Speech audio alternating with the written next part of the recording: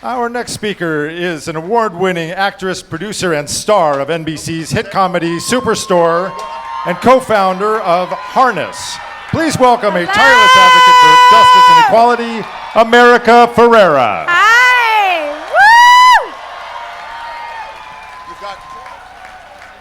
Woo! Wow, this is so beautiful. Brian Pendleton, this was your vision, and you made it come to life, and You got Jose right here. thank you from the bottom of my heart for acknowledging that this moment in our history is about us coming together and seeing ourselves in one another.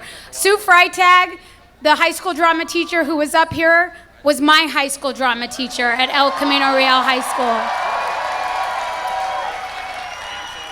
And I was in her very first drama class, and from the first day she walked into that class, she didn't just make it safe for LGBTQ students, she made it a place of love and safety for all of us, and I thank you, Ms. Freitag. That is what resistance looks like. Resistance isn't just about saying what's wrong with the world, it's about offering up a new vision for the world. It's about loving one another. It's about going into your classrooms, your community, your workplace, wherever you walk into, and showing up with love for other people. That is what resistance looks like. I'm here today. I get to introduce an amazing young advocate who also happens to be a dreamer. And before I bring him up, I just want to remind everyone what a dreamer is. Dreamers are young people who were brought to this country without documentation when they were children. And they're named dreamers after a law that was proposed called the DREAM Act, which would have granted them a pathway to citizenship. Unfortunately, despite it having more than 70% approval, the bill failed to pass by the GOP-led Congress in 2010. So these young people, they don't know any other country. They grew up in America. They were educated in America. They stood up and pledged allegiance to the flag of the United States of America alongside you and me. And many dreamers have gone on to become successful American doctors, lawyers, business leaders. They serve in our U.S. military. Some get deported after serving in our U.S. military and are fighting to be acknowledged as a citizen of the country that they put their lives on the line for. And some have even died protecting this country that they call home. But their exceptionalism is not what makes them deserving of our support and protection. The fact that they are human beings is what makes them deserving of their dignity and of our humanity towards them. What we have to understand is that when children of immigrants speak, they don't just speak for themselves and for their right to an education and for their right to contribute. They speak for their parents and their communities who wash dishes and park cars and raise children and mow lawns, and they work in factories, and they do it in the shadows. They do it so that their children can claim their rights to a worthy life, a life that contributes not just to Latino communities or Asian communities or undocumented communities, but to your communities and to this entire country and to this world. And this march here today honors the fact that your liberation is bound up in my liberation. And my liberation is bound up in yours. And we cannot stand by and watch our LGBTQ, Black, Muslim, immigrant, incarcerated, Native American, Sikh, Asian, disabled, or any of our brothers and sisters be stripped of their dignity and their rights without understanding that we too are in danger of the same dehumanization. Because if any of us can be targets and be dehumanized by the systems and the people in power, then all of us can be dehumanized by those same systems. So we stand here today to say that we refuse to be divided by the things that separate us. We love the things that separate us. We find beauty in the things that make us different, but we see what aligns us. We see that we are the same. We choose to see ourselves in each other, and we choose love.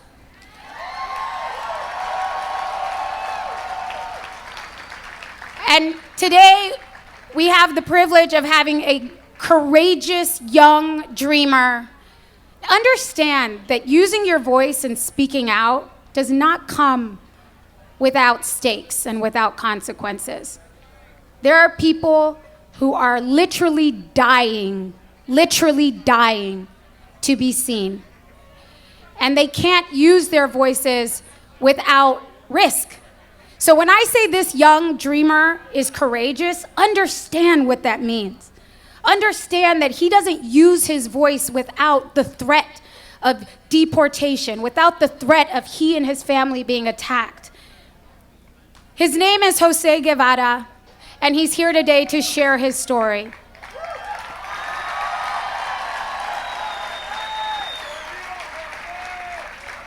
Jose is more than just a dreamer. He's a reminder that unless you are indigenous to this land, unless you are Native American or brought to this country under the system of enslavement, like every other person here, you are here because someone in your ancestry immigrated to this country.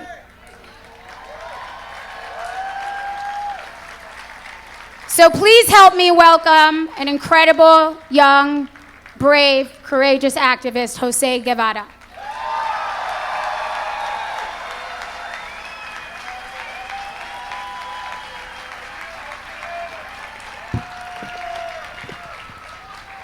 Thank you. I'm honored to be here with all of you. To start, I want to acknowledge the 12th grader graduating high school who didn't know and whose question was, how do I act American? Now, as a 23-year-old, I'm here to tell you that I am American.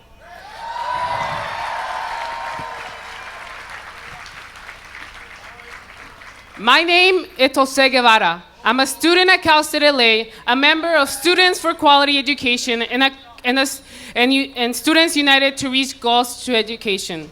I'm here to resist today because I'm an undocumented migrant from El Salvador who came to the US at the age of 10, came out as gay at the age of 14, and battled leukemia since I was 15.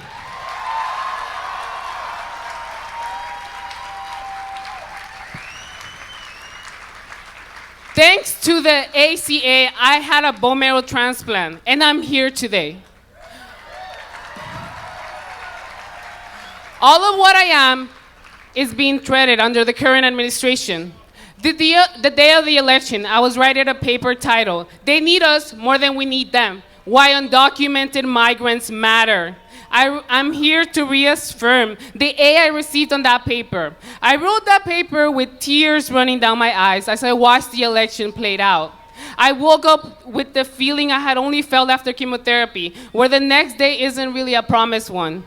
Every day, I work tirelessly to make sure young bridesmaids like myself continue higher education con o sin papeles, with or without papers.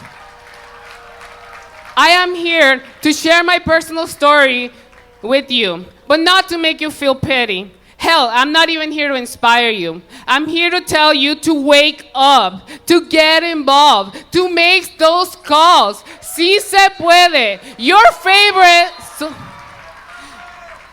favorite social media post about this march will not make a change.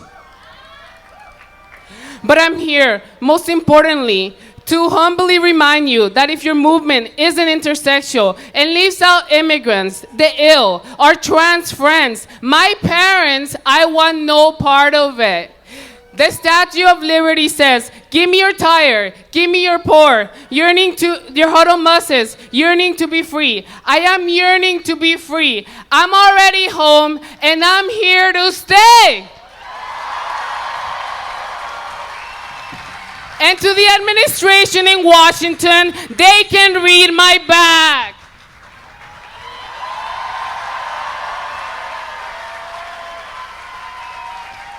Thank you all.